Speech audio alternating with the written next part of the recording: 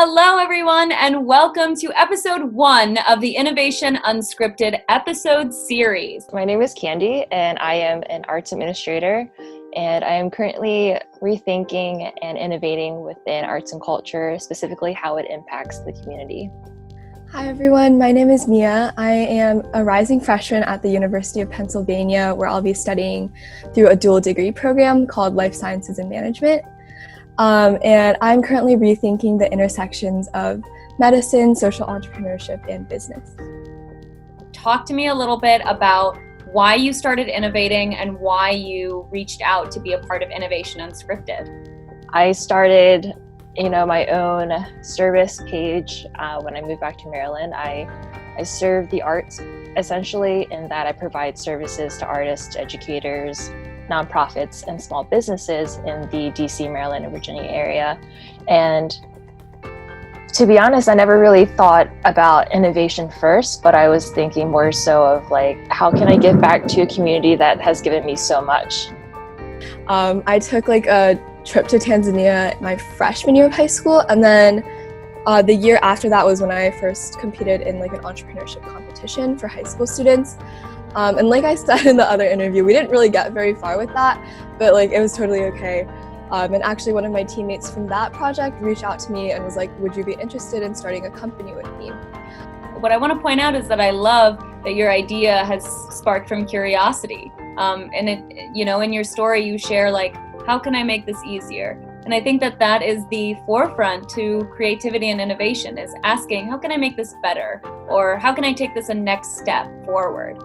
Everywhere that I go, I've made a lot of cool connections, and thinking back on it, I never really knew where one connection might lead me to, but at the same time, it's really cool to see how all the dots have connected.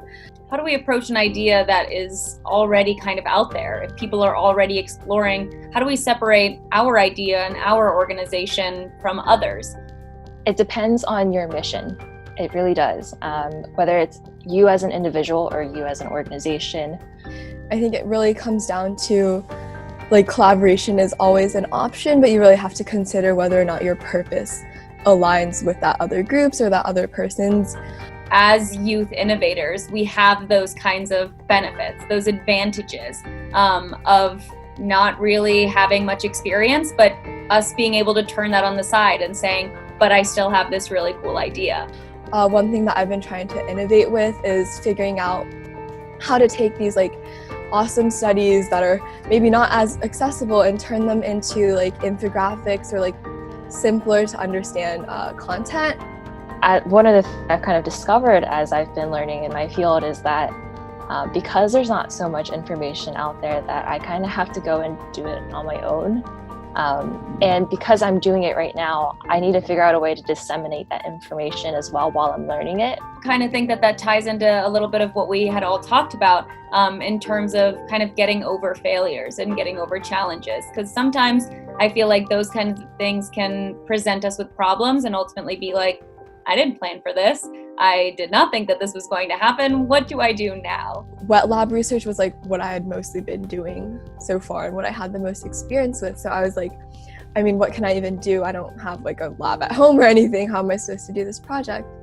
But then I talked with my friend and we decided actually to pivot our project into a project that uses computational biology, basically. My deer in the headlights moment was probably around graduation time for me, because was I expecting there to be a pandemic? No, I don't think anybody was.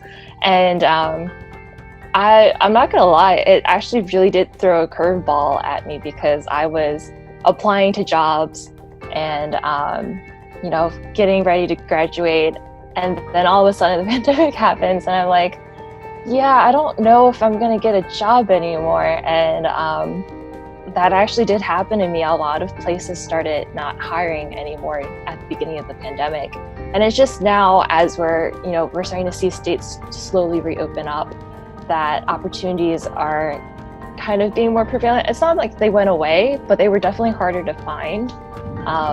And I was definitely kind of just stuck in a rut. I'm what am I supposed to do right now?